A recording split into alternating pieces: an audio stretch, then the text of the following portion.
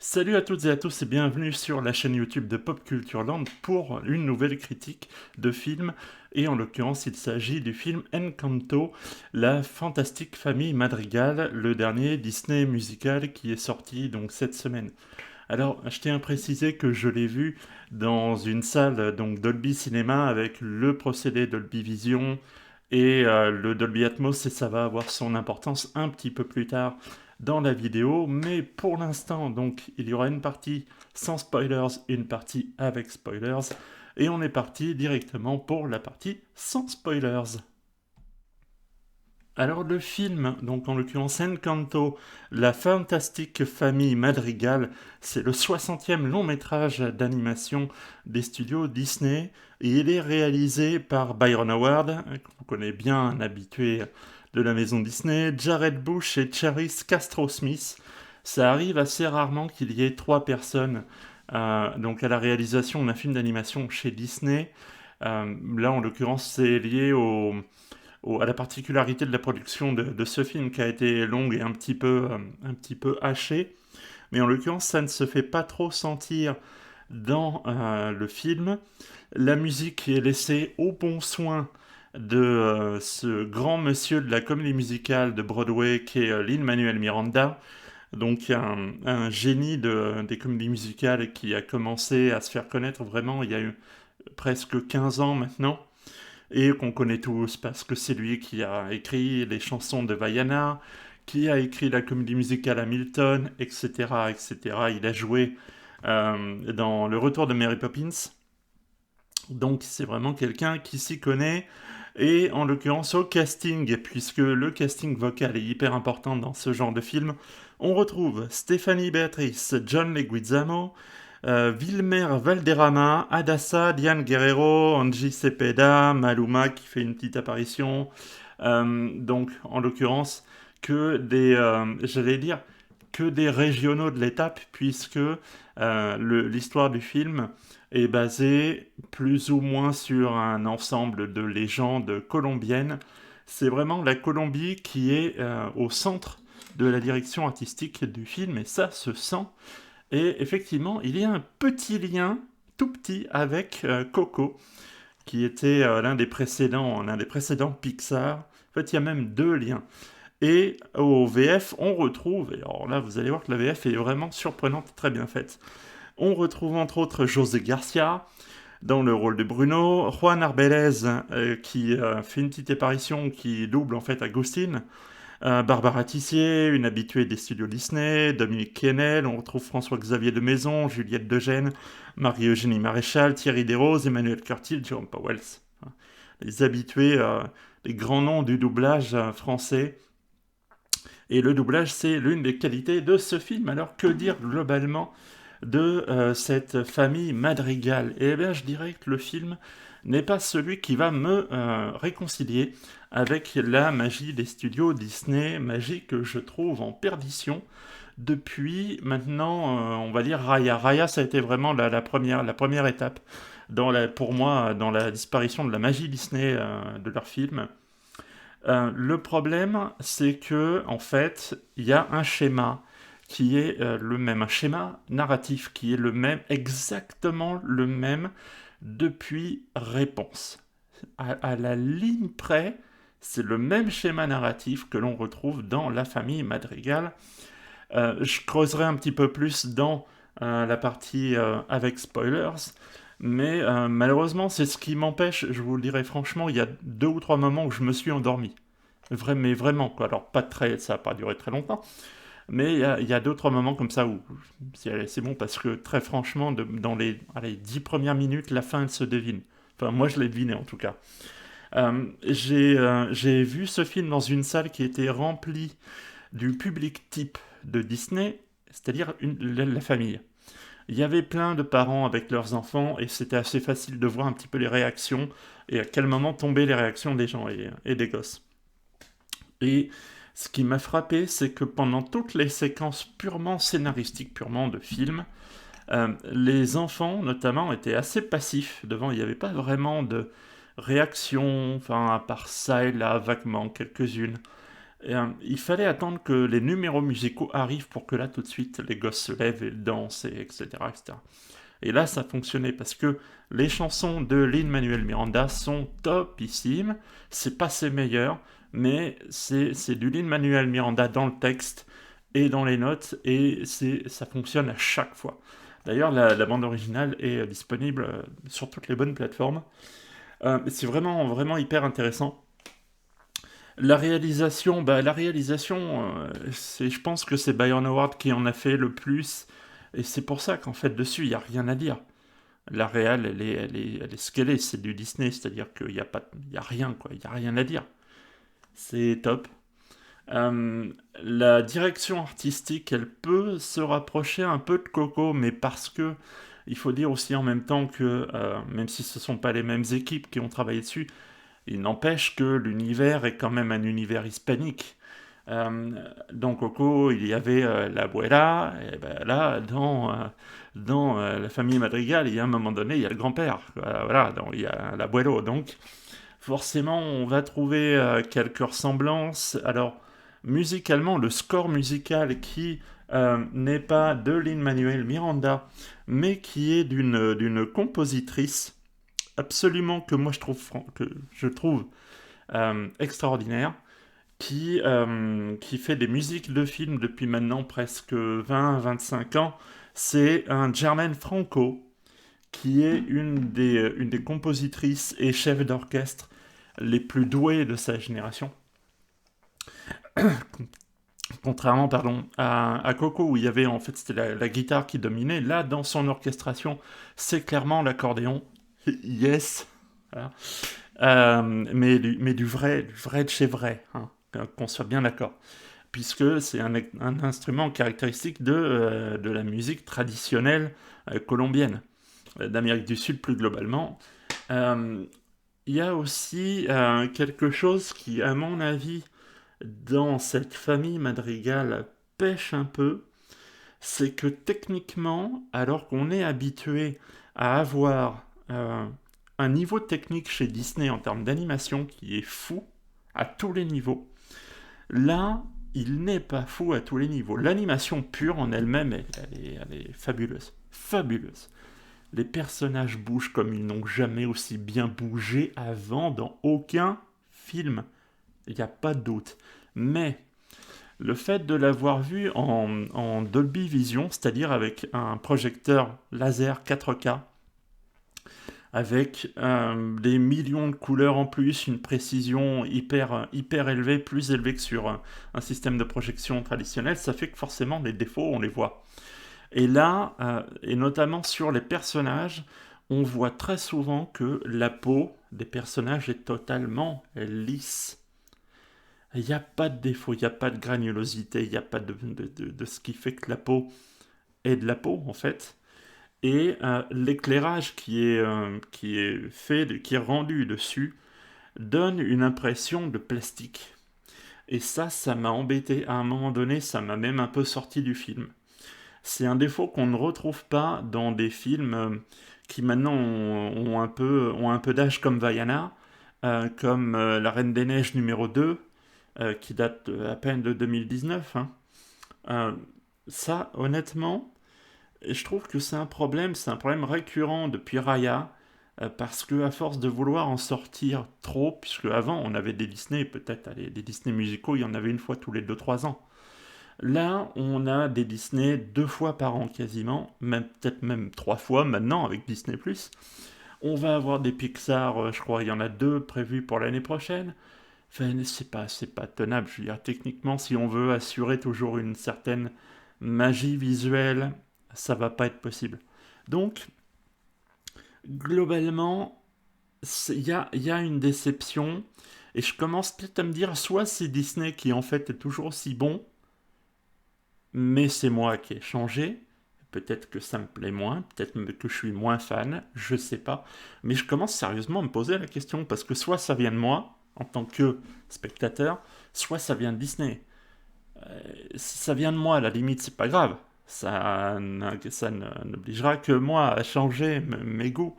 Si ça vient réellement de Disney, j'en ai bien peur, c'est quand même un peu plus problématique parce que des studios d'animation, il y en a quand même d'autres qui produisent des bons films et des films qui marchent. Alors, honnêtement, je dirais, voilà, si vraiment, si vous avez des enfants, que vous voulez les emmener au cinéma, que vous avez la possibilité de les emmener dans un cinéma dans de bonnes conditions, et que vous voulez passer un moment privilégié avec eux, emmenez-les. Au moins pendant les passages musicaux, ça sera toujours chouette, ils s'amuseront, ils verront des choses qui vont les émerveiller, voilà, c'est cool. Si vous êtes comme moi un vieux fan de Disney, pas de la première heure, mais presque, euh, ben là, il y a quand même un problème. Là, il y a un problème, mais il faut espérer que Disney se reprenne, hein, que Disney pense un peu moins au pognon, que Monsieur Robert Chapek euh, arrête de nous casser les noix avec sa rentabilité, puisque le monsieur qui maintenant est à la tête de Disney est un ancien financier, je le rappelle. Ce gars-là n'est pas programmé pour penser en termes artistiques. Il sait pas ce que c'est, le gars, hein, si on veut pas se mentir. Voilà. Donc, il faut qu'il fasse confiance à ses artistes et qu'il leur donne plus de temps et qu'il arrête de mettre des deadlines aussi courtes pour créer des films parce que l'acte de création ne répond à aucune deadline. C'est pas quelque chose de scientifique, c'est pas quelque chose qui se force. Et là, je trouve que c'est un peu forcé. Si vous n'en avez rien à carrer du film, si vous voulez attendre assez longtemps de le voir, si vous n'êtes pas particulièrement emballé, enfin en gros, si vous n'avez pas peur de vous faire spoiler, eh bien je vous retrouve tout de suite dans la partie avec spoilers. Et on démarre tout de suite cette partie avec spoilers pour que je vous explique un petit peu le problème de ce schéma narratif qui pour moi est le point négatif du film, c'est que là encore, avec la abuela, avec cette jeune fille cette jeune héroïne du film, donc Mirabelle, et avec plus ou moins tous les autres personnages qui sont, à mon sens, des personnages utilitaires, c'est que on se retrouve dans la même configuration qui est celle des Disney musicaux, en tout cas, sortis depuis Réponse. Réponse devait s'émanciper de Mère Gothel pour découvrir la vraie vie et retrouver sa famille et retrouver les lanternes, etc., etc., au passage des pouvoirs magiques de sa chevelure, pour ensuite se révéler à elle-même. Nickel, ça a fonctionné, c'était top. On a eu ensuite, comme Disney marquant, j'entends, on a eu la Reine des Neiges. Elsa devait elle-même s'extraire du moule où ses parents, donc les rois et reines d'Arendelle, voulaient la mettre pour se révéler, là encore, à elle-même. Il a fallu qu'elle parte pour que ses pouvoirs magiques puissent être mieux appréhendés par elle, pour ensuite qu'elle puisse revenir à Arendelle pour plus ou moins sa sœur, etc., etc. Bon, la seule différence, donc vous voyez, on retrouve ce même schéma narratif. À la différence que dans ce film-là, là encore, c'était particulièrement bien fait, puisque au passage, les autres personnages étaient importants. Il y avait cet équilibre avec Anna, Anna était la princesse Disney, le cliché de la princesse Disney, et en fait, les deux se répondaient particulièrement bien. C'était hyper intéressant. Il y avait même quelque chose presque un peu sous-entendu là, derrière, mais c'est pas le propos de cette vidéo. Mais ça fonctionnait. Les musiques ont fini d'achever le truc. Et c'est toujours le Disney le plus vu de tous les temps. Ensuite, on a eu Vaiana qui a repris, là encore, un personnage de jeune fille forte qui doit s'émanciper d'un père trop castrateur, trop présent, pour aller en fait hyper loin, tout au bout de l'océan, pour là encore se révéler à elle-même en sauvant tout le monde, en récupérant au passage un ami qui était un marginal, en l'occurrence Maui, pour au mieux revenir au final chez elle. Et là, qu'est-ce qu'on nous montre pas? On nous montre une jeune fille qui naît dans une famille où en fait tout le monde est plus ou moins béni, puisque chaque enfant de la famille bénéficie en fait d'un pouvoir particulier. Il se trouve que elle n'en a pas, pour une raison qu'on comprendra bien plus tard. Et elle doit, pour se révéler à elle-même, s'émanciper de sa grand-mère. Elle doit donc partir, elle va faire la rencontre, là encore, d'un marginal qui se trouve en fait être son oncle, qui va lui permettre de se révéler à elle-même pour ensuite revenir dans le cadre familial qu'elle va plus ou moins faire péter au passage, pour que chacun puisse se révéler et ensuite, et toujours encore avec cette plus ou moins magie, artefact magique au milieu de tout ça qui est un peu en fait le moyen quoi. C'est euh, c'est un peu le fusil, le fameux fusil qu'on retrouve du premier acte et qui finalement revient au dernier. Euh, et tout ça, honnêtement, j'en suis à un point, moi, où ça me fait chier. Franchement, ça me lasse tellement que pendant le film, ouais, j'ai piqué du nez. J'ai piqué du nez 2 fois.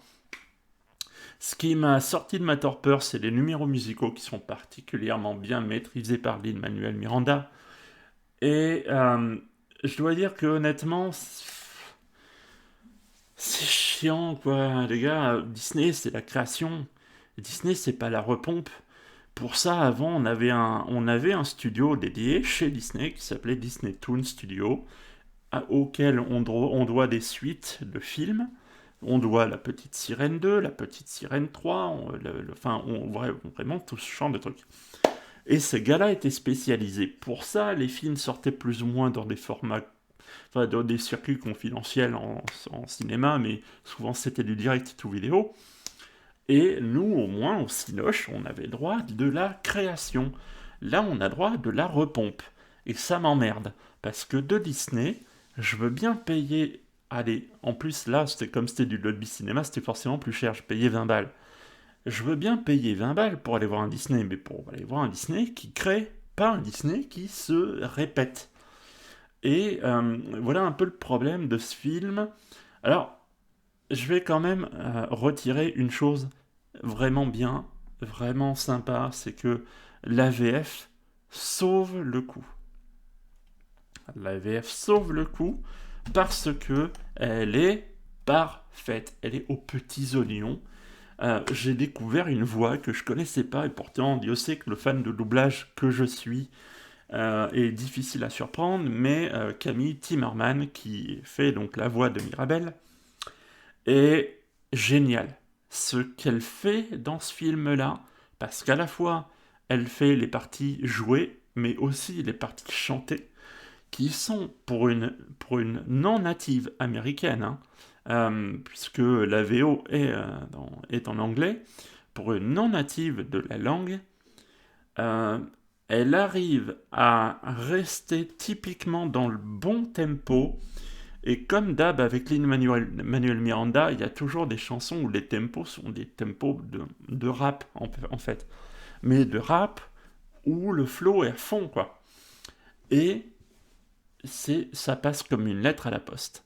Donc je lui tire mon chapeau et si vous vous dites, si vous voyez le film, que vous vous dites tiens c'est marrant, elle a la même voix qu'une telle, c'est normal, je vous le dis tout net, puisque en l'occurrence c'est la fille de Barbara Tissier, qui est une des directrices artistiques de Disney en France depuis des années, qui est la voix de Jessie dans Toy Story, et donc forcément de bien d'autres, Princesse Sarah, etc. etc., etc.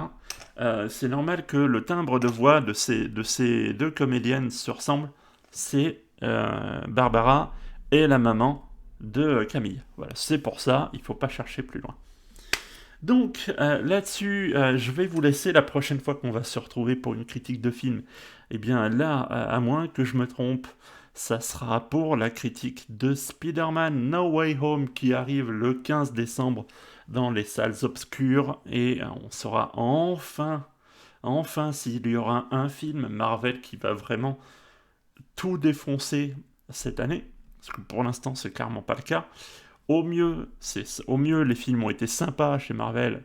Au pire, ils ont divisé, voire même pas plus du tout, si on pense à Black Widow. Donc il faut quand même que Marvel remonte un petit peu tout ça. Ça sera pas la fin pour les sorties Disney d'ailleurs, puisqu'il y en a 2 autres qui arrivent, mais ça va être des productions un peu par extension, puisque en l'occurrence, il s'agit du West Side Story de Steven Spielberg, qui est produit par la Fox, mais comme la Fox appartient à Disney, ben, c'est kiff la bourrique.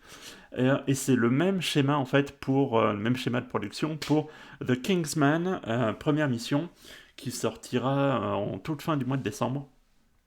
Mais je ne sais pas encore si je ferai des critiques vidéo de ces films. Sur ce, je vous dis à très vite. Ciao ciao.